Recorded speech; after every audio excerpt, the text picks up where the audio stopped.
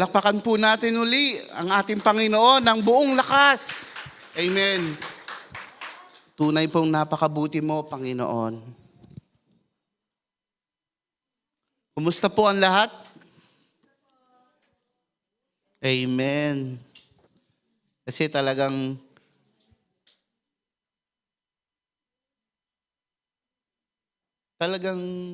tinuturuan tayo at ginagabayan tayo ng Panginoon.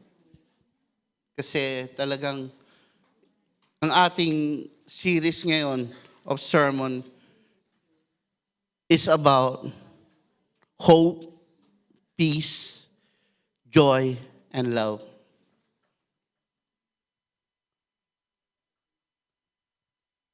And today, we are blessed for our sermon for today is good news of great joy.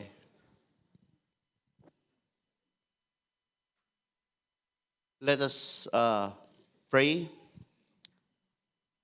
Lord Jesus, we come to you with a humble heart. We give you praise, we give you thanks, not only for what you have done, but because of who you are. The God who is worthy of our praise and worship. Lord, may you be glorified and honored upon receiving your message today. And may your message pierce through our hearts so that we might understand what you truly want for us. Lord, guide us and empty our hearts and fill it with your Holy Spirit. And Lord, may you be glorified and honored today as we bring you our worship and praise. In Jesus' name, amen.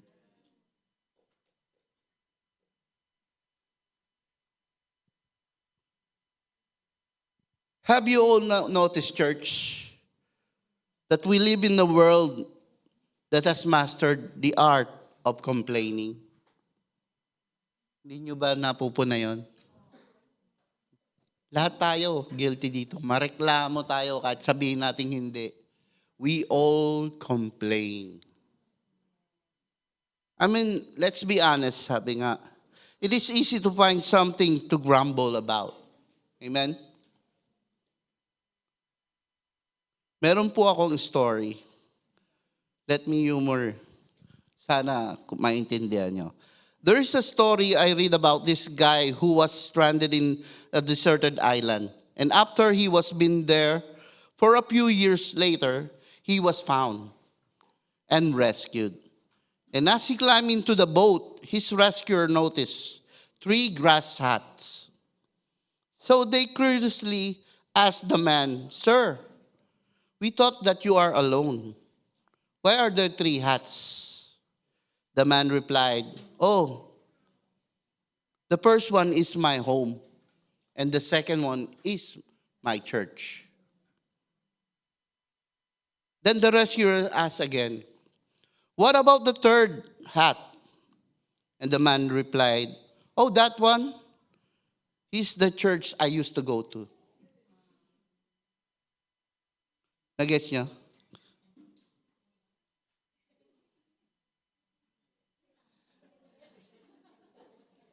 Diba?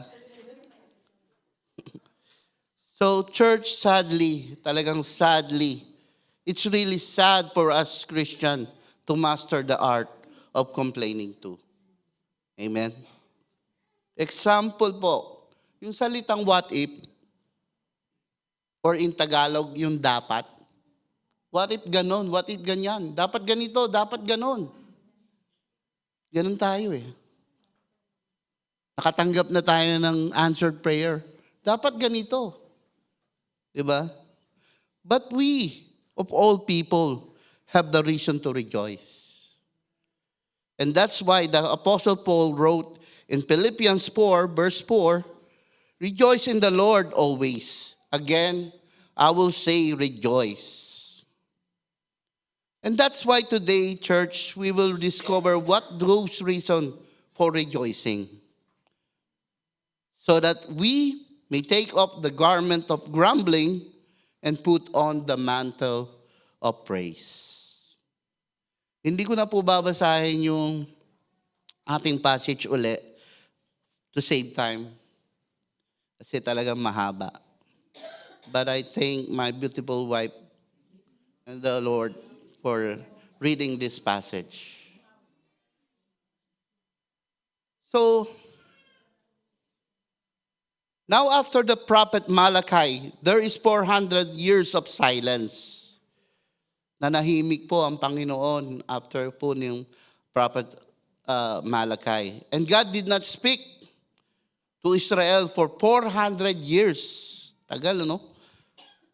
But God broke the silence by sending an angel, Gabriel, to an elderly priest named Zachariah, who was ministering in the temple to burn incense. And there, Gabriel let Zachariah know that his barren wife Elizabeth would give birth to a son.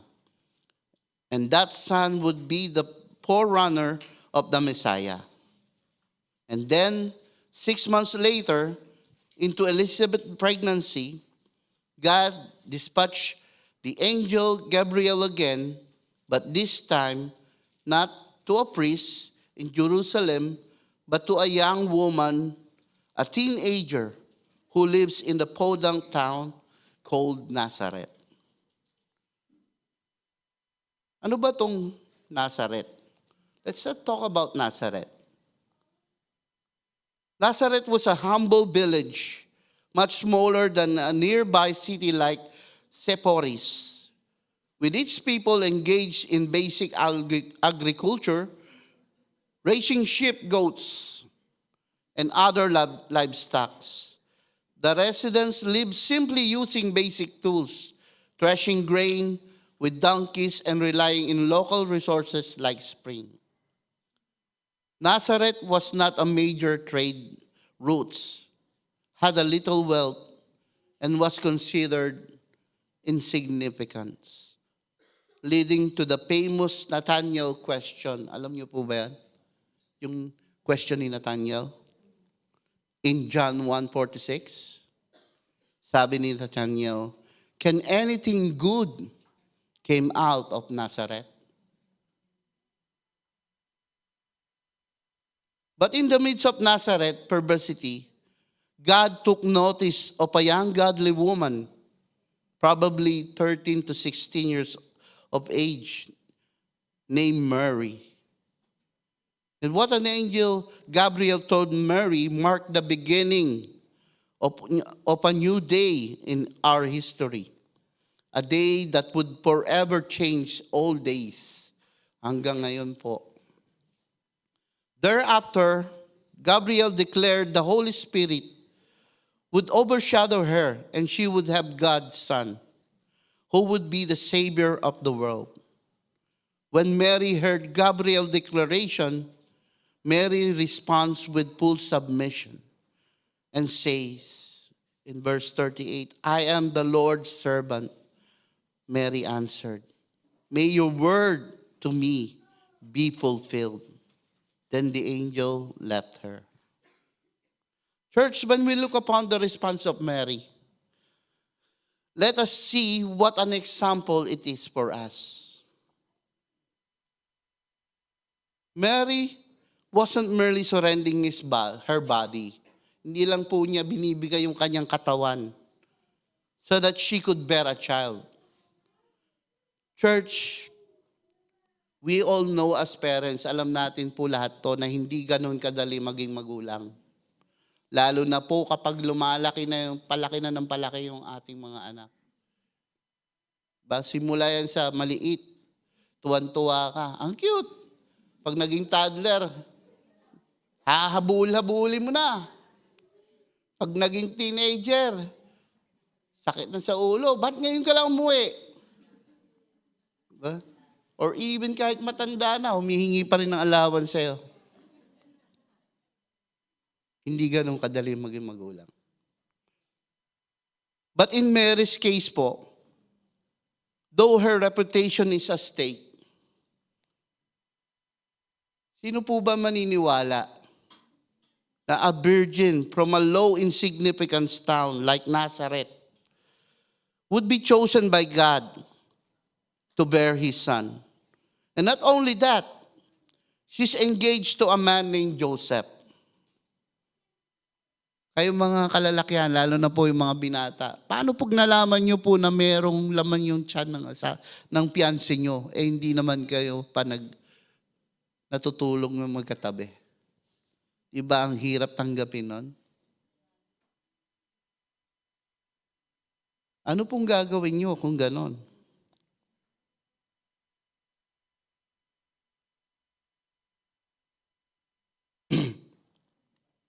Sabi, what would you do if you have found out that your fiancé is pregnant without two of you sleeping together? You see, church, the only way to save their engagement is a divine intervention by an angel Gabriel coming down to Joseph in a dream. And that's exactly what happened. And the most worst thing is Mary could actually lose her life. Di ba po ba yung punishment no ng mga adultery is stoning to death? Talagang yung buhay talaga ni Mary ang nakalaan doon. But when she waited for all this to be settled, Mary was willing to endure it all because of God's favor that was resting upon her. So she submitted to God's will, and obey God's word without any condition, no ultimatum, just perfect submission and a complete faith. Diba? What a great example for us all. Amen?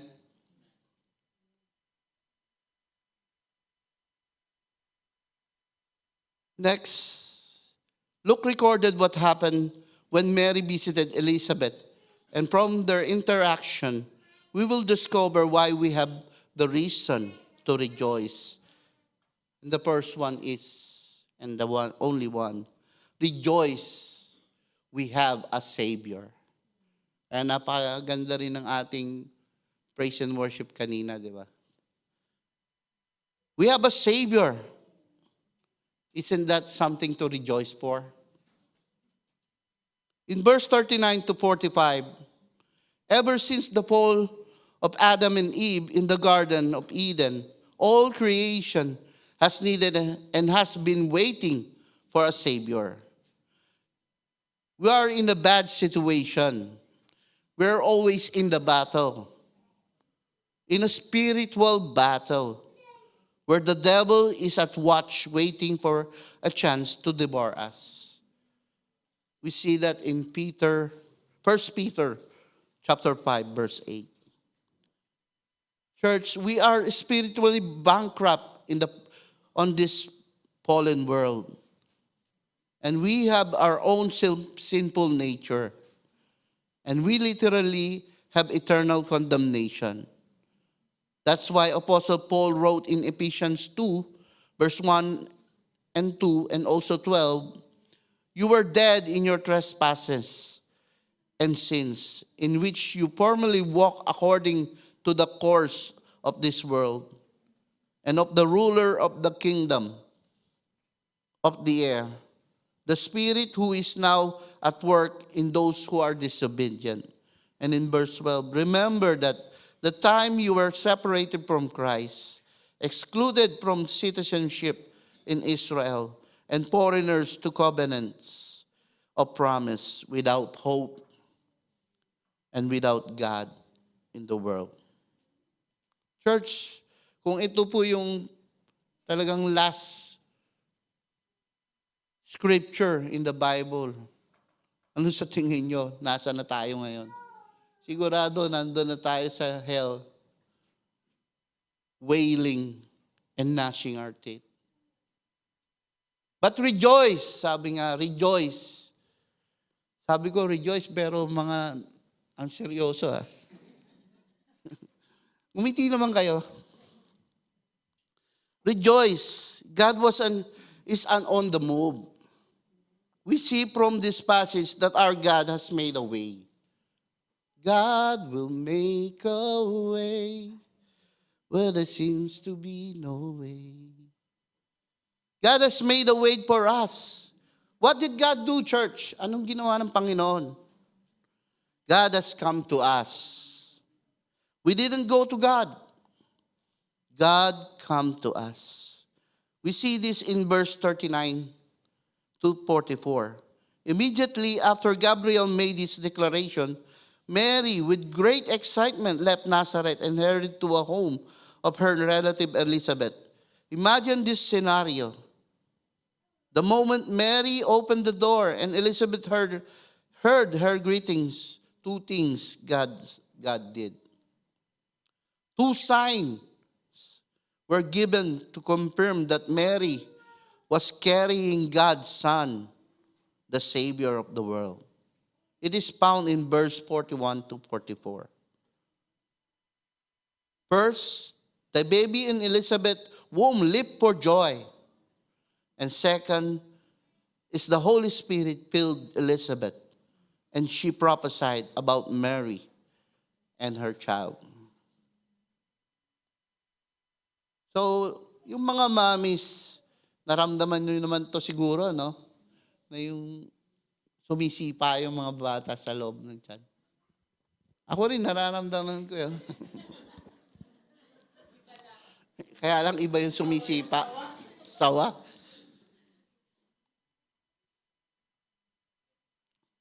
But here, sabi nga, what we should be concerned about most. Elizabeth didn't experience a typical body ache,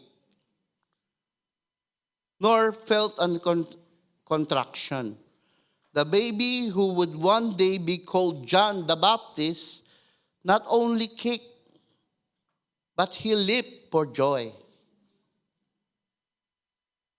inside Elizabeth's womb, and he's testifying Jesus. See this? Nasa tiyan pa lang. In John 1 verse 29, behold, the Lamb of God who takes away the sins of the world. Naalala ko nung nagba-Bible study kami, we discussed this. Pinag-aralan namin itong passage na to. Tinanong ako ni Jaco, Tay, paano nakilala ni John the Baptist si Jesus? Nasa loob nga ng tiyan, di ba? Hindi naman niya nakikita. Now let us see the answer. For the very first time, what we have here is a confirmation of what angel Gabriel told Zechariah in the temple in Luke 1 verse 15. And he will filled with the Holy Spirit while yet in his mother's womb. So alam niyo na kung paano nakilala ni John the Baptist si Jesus. He was filled with the Holy Spirit.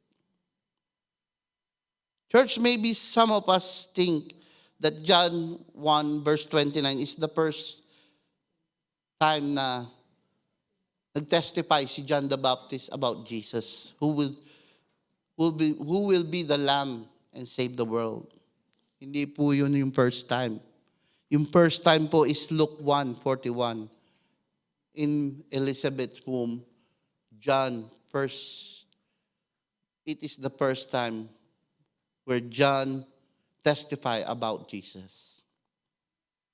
And then Elizabeth cried out a loud voice and said, Blessed you among women, and blessed is the fruit of your womb.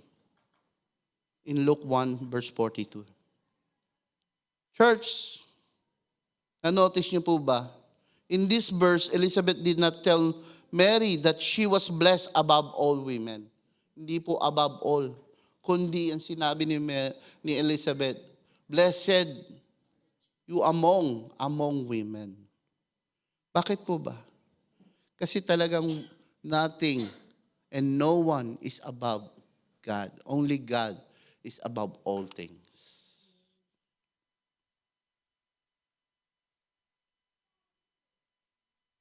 Naalala ko uli yung aking kapatid, talagang deboto po yung kay Mama Mary.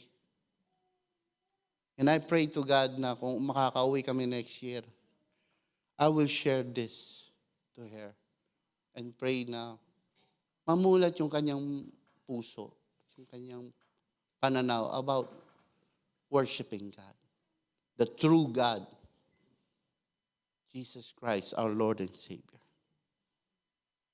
So balik tayo sa sermon. Yes, this is important distinction because only God is above all creation. And Mary admitted that she's just a merely God's bond slave. Now, as that said, it is fitting to see Mary's place in God's plan and glorify not Mary, but God. Diba? Kung ikaw mapili ng Panginoon, siguro yung iba isip niya, uy, gandang posisyon to blessed to Pero hindi. Mary chose to be humble and submitted to the Lord.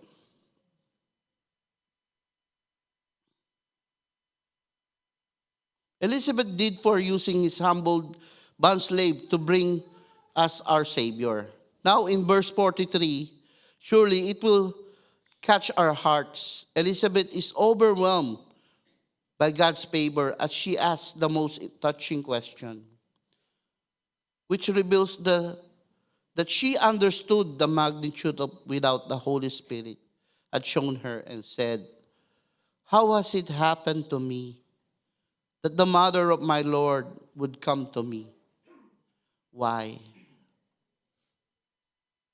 Lalo na po sa mga tumatayo dito sa harapan, mga sa magnification team, even sa call to worship, even yung sa ating ushering na nag-a-announce. Diba? God is very kind na kahit talaga we are not worthy. Talagang natanong niyo ba to? Bakit ako nandito? Anong ginagawa ko rito? Karapat dapat ba ako dito?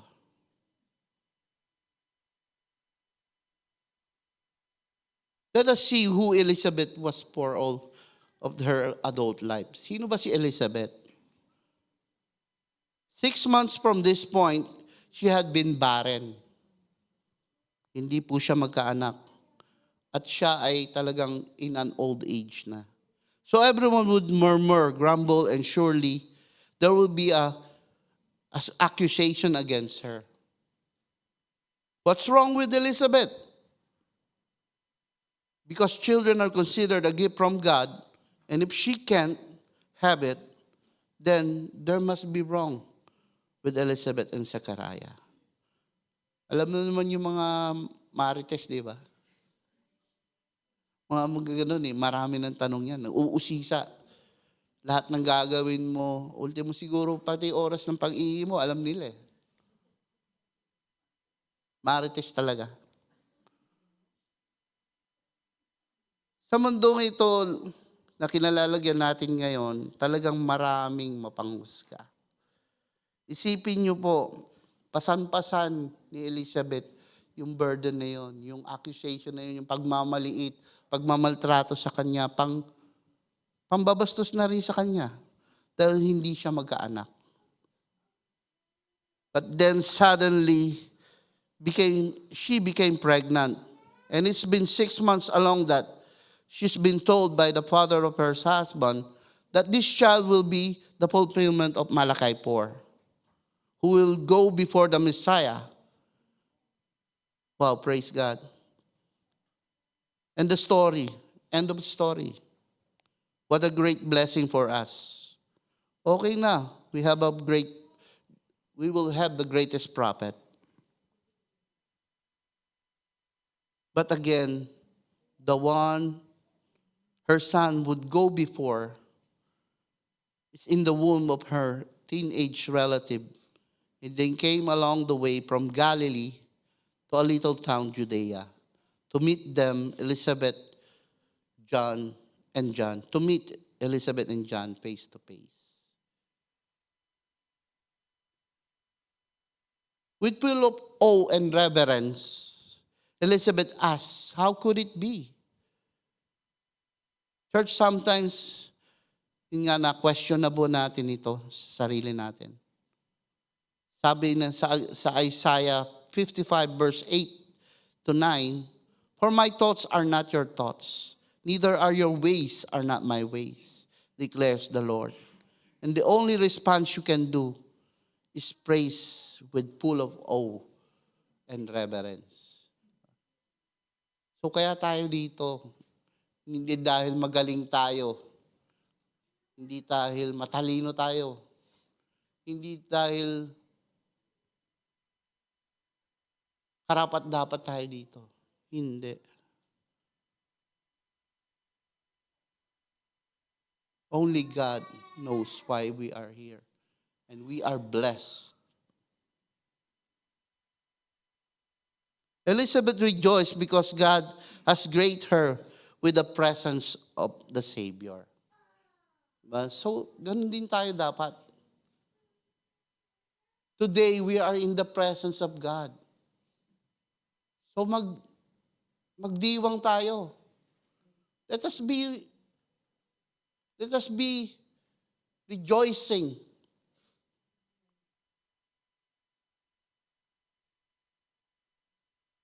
Church, hindi ko po nilalahat pero I find something engrossing how people treat people, famous and rich ones. Mga musicians, athletes, and even politicians. I found so interesting how we elevate them and magnify the rich and famous. Yung mga idols natin. Only today, but hindi lang ngayon, kahit noon pa. Sorry agad uli. Pag may concert po yung paborito nating banda or group, halimbawa, example, June yung concert, January pa lang nakabook na. At pag dumating na yung concert, yung araw, ang aga-aga, andun na. Para lang makakuha ng front seat. Diba?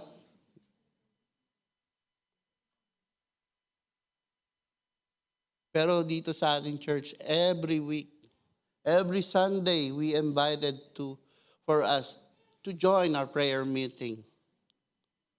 Sorry po pero pagod, busy.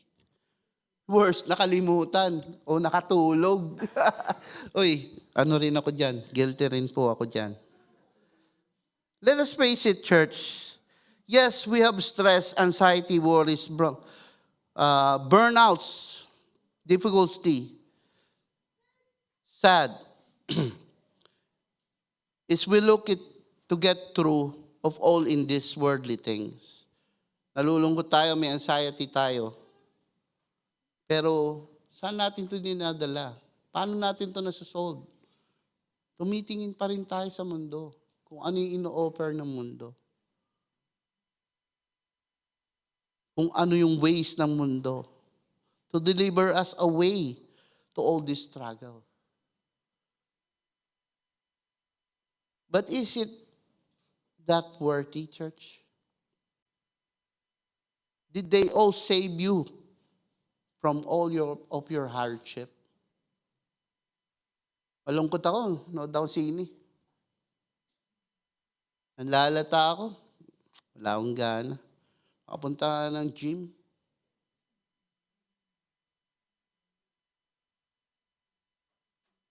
Church, it is all temporary. But think about this. God has come to us. We have a Savior. And His name is Jesus. That's why the prophet Isaiah said, therefore the Lord Himself will give you a sign. Behold, the virgin will be with child and bear His son. And she will be called named Emmanuel. which means God with us. In Isaiah 47 verse 14. Church, if you want to put on the mantle of praise and take up the garment of grumbling, how can we do it? Paano natin ito magagawa? First, believe. It begins with believing God's word, and you will be blessed.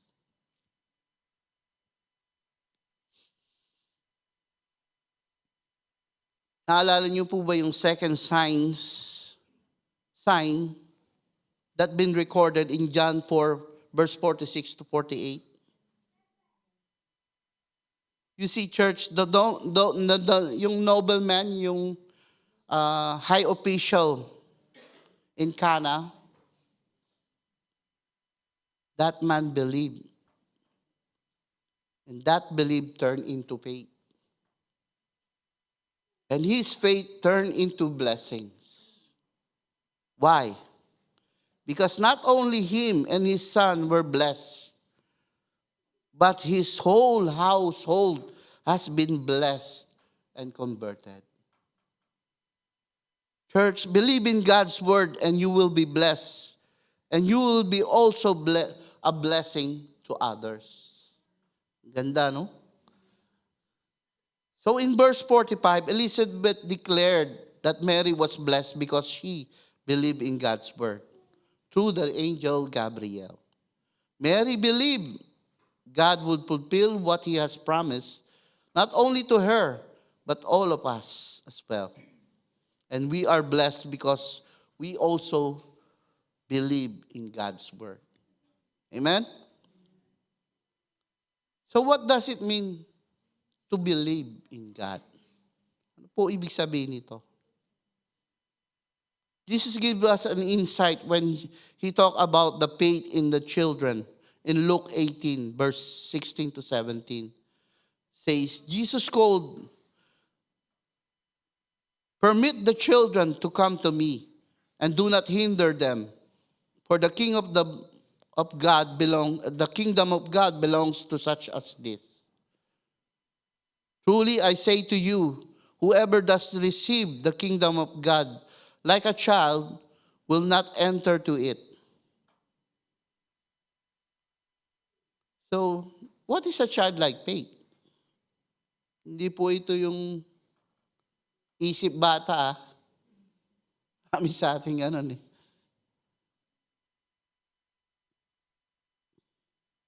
Jesus was talking about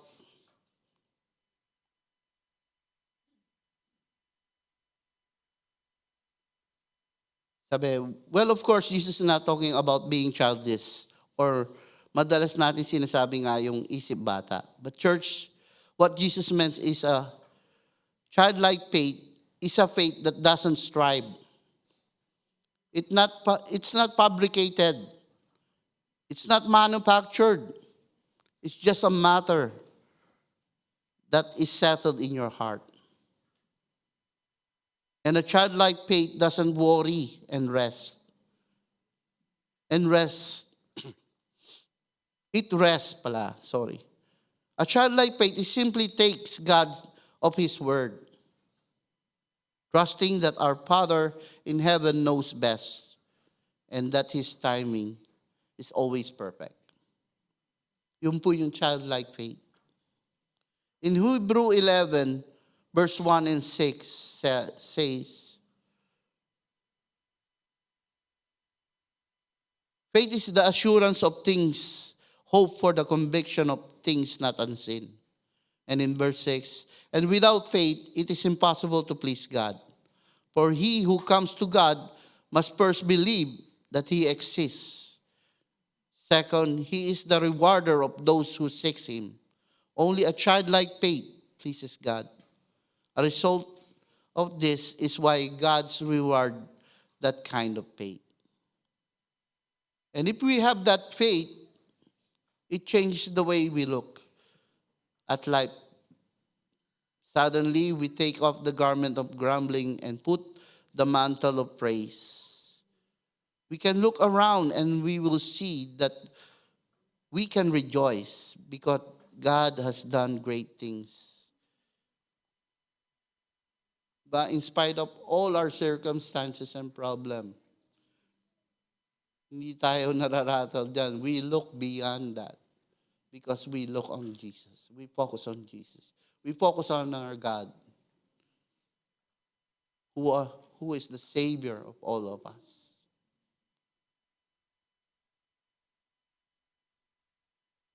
God has done great things. Yes, God has done great things. Kasi po, nabubuo na naman po yung amen. Amen! Mga amen dito. Salamat po sa Panginoon na tayo muli nagkakasama-sama. And we are praying na hindi lang po tayo sa basketball magsasama-sama, kundi with the Word of God, tayo'y magsasalo-salo.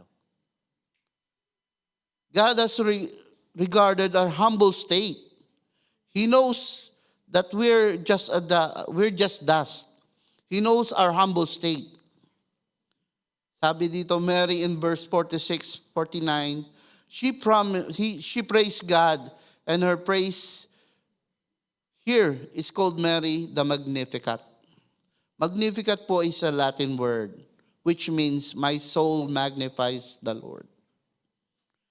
For the first praise of the song, yun po yung makikita natin kay Mary. Now, there's something interesting about this verse. Mary was a teenager quoted to the Old Testament at least 15 times. That makes the great testimony that God made the right choice in Mary. Why? Because she let the Word of God richly dwell within her. And out of the overflow of her heart, she is speaking Scripture. From the core of her being magnified, she praised and exalted God. In verse 46-47 says, my soul exalts the Lord, meaning He is my master, and my spirit rejoices in God my Savior. So let us take a look at that three last word. God, my Savior. Let us highlight on this. And it is very important for us to know this. Some of us came from Roman Catholic. Yung iba sa atin galing sa mga Katoliko. And being a Catholic, we have been taught that Mary is also without sin. Like Jesus. You see, church, there's a confusion here. Please notice this. Mary said, God, my Savior. Saying my Savior is a personal, intimate acknowledgement that Mary was a sinner like us who needed to trust the Lord for her salvation. This is important. If Mary acknowledged her sin and needed for a Savior, then we must not elevate her to the status of a Savior. Why? Because there is only one Savior, and that is Jesus Christ. Mary pointed Him, and so should we.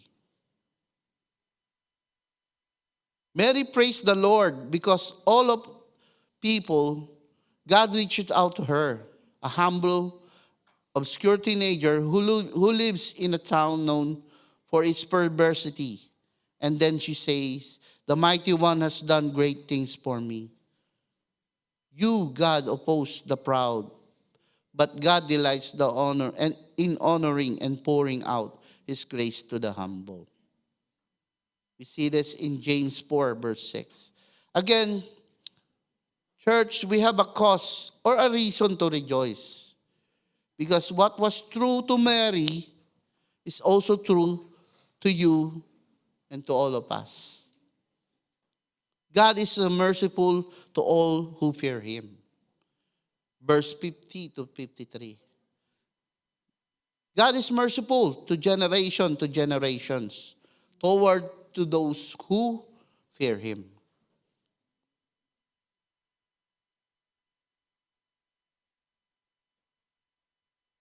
What mercy? What mercy? It it means we don't receive what we deserve. And what do we deserve? Ano ba yung deserve natin? Hindi natin deserve ang mercy, pero ano yung dapat nating matanggap? We deserve wrath. We deserve condemnation, judgment. But here is the good news, church. For those who fear Him, for those who fear the Lord, who revere the Lord, who come to the Lord, He gives us mercy. Praise God. Hallelujah. Napakabuti ng Panginoon. Because He does that to generation after generation. Mary knew God's character. And she declared that all who turn to God in humility will be blessed. They will receive mercy. Nakita po natin to sa Psalms 103, verse 17 to 18. Say, but the loving kindness of the Lord is everlasting to everlasting on those who fear Him, and His righteousness to children's children, to those who keep His covenant and remember His precepts to do them. Yet those who oppose God will be opposed by God. So let us go back to verse 51 and verse 52. God scattered the proud with confusion. What does it mean? Yung proud person po ba nakikinig? Yung proud person po ba teachable? Hindi. Meron po tayong example dyan, si Adolf Hitler. Alam niyo po ba si Adolf Hitler? Kilala niyo po yun? Sabi po, Adolf Hitler's downfall was heavily influenced by his extreme pride and uncovering belief in his own superiority and infallibility. This hubris led to a series of critical errors in judgment and refused to heed the advice of his experienced military staff, which ultimately resulted Germany's defeat in World War II. Hindi siya nakikinig. Lagi siyang tama. So kahit na talagang natatalo na sila o marami na namamatay na sa kanyang troop, hindi pa rin siya nakikinig. Hanggang sa talagang bumagsak na siya. A proud person never listen. They think that they are always right. Even if their paths will lead to their destruction, they stubbornly to think that it is right way for them. And He brings down rulers from their thrones in Daniel 2, verse 21. But there is a contrast here in verse 52-53. God exalts humble, and He fills the hungry with good news, good things. Yet God leaves the rich empty-handed. Meron po tayong lesson na matitake away dito. Worldly desire never satisfies our soul. We will be empty without God. It's going to be hungry, thirsty, longing to be satisfied forever. Church, focusing on worldly things lead us to less satisfaction and spiritual emptiness. And it never ends well.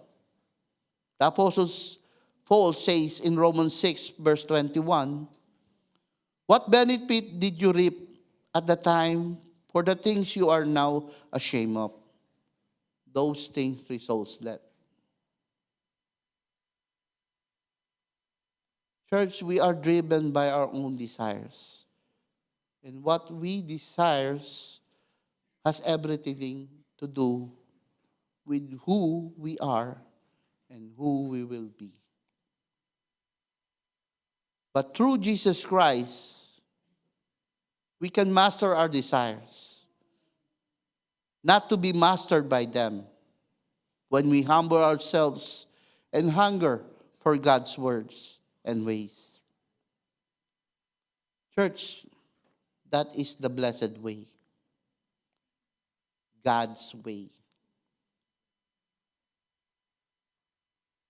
That is why Jesus says in Matthew 5, verse 3 and 6, Blessed are the poor in spirit, for there is the kingdom of heaven. And verse 6, Blessed those who hunger for righteousness, for they will be filled and satisfied. We people are always trying to fill an infinite void with find right things. And yet it never works. Only God can satisfy our souls. God is the only way. And lastly, God always keeps His promise. Diba? Dapat tayo matuwa dun, di ba? Have we all give a promise? Lahat ba tayo nangako? Sometimes na hindi rin natin na natupad. Marami tayong ganun. Excuse po.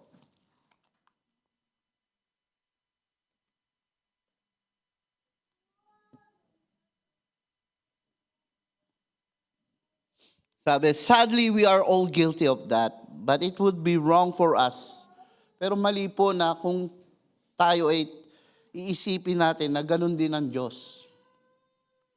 God is always true to His promises.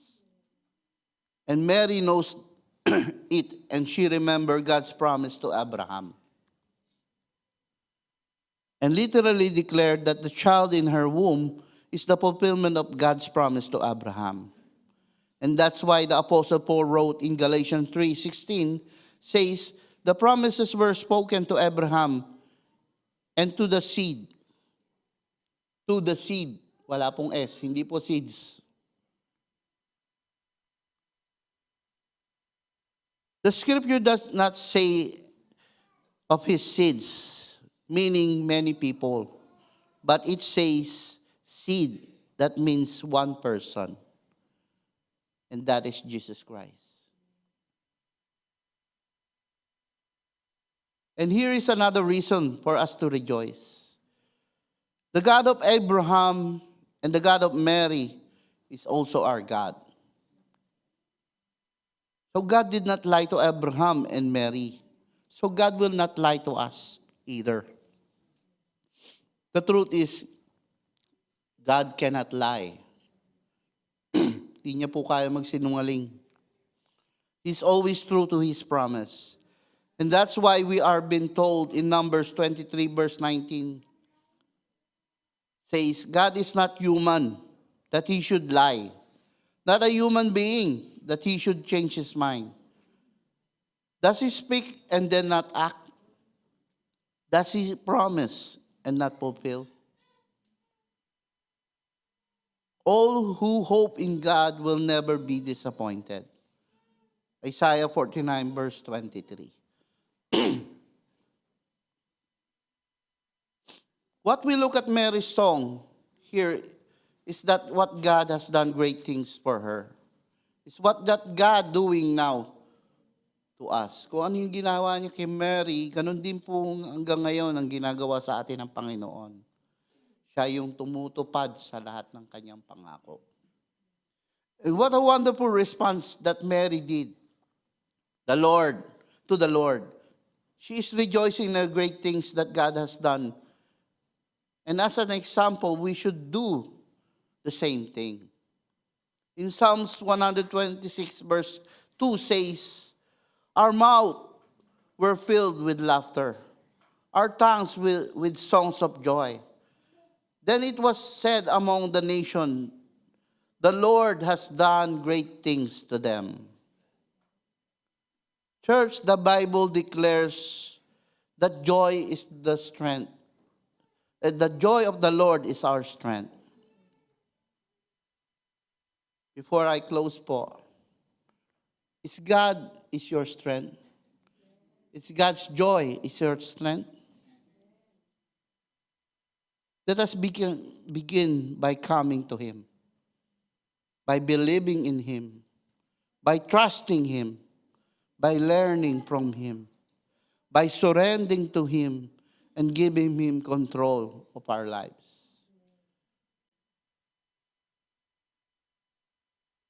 Sinimulan ko po yung ating message and talking about grumbling.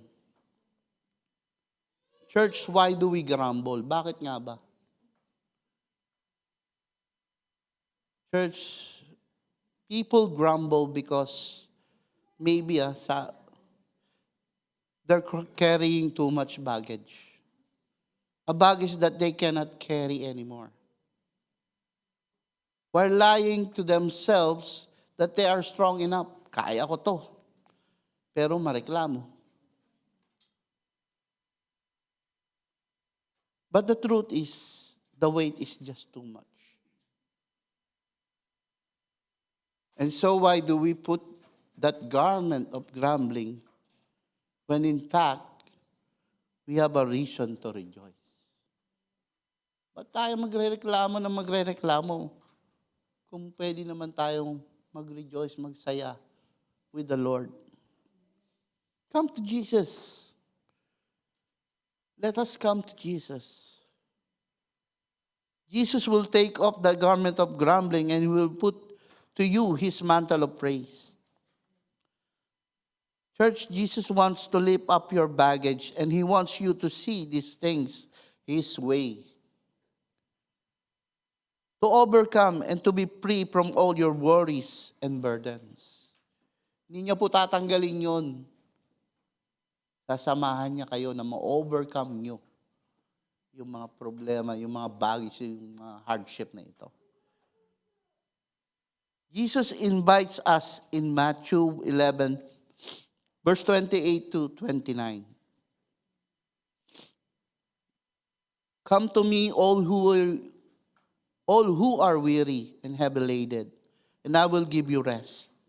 Take my yoke upon you and learn from me, for I am gentle and humble in heart, and you will find rest for your souls.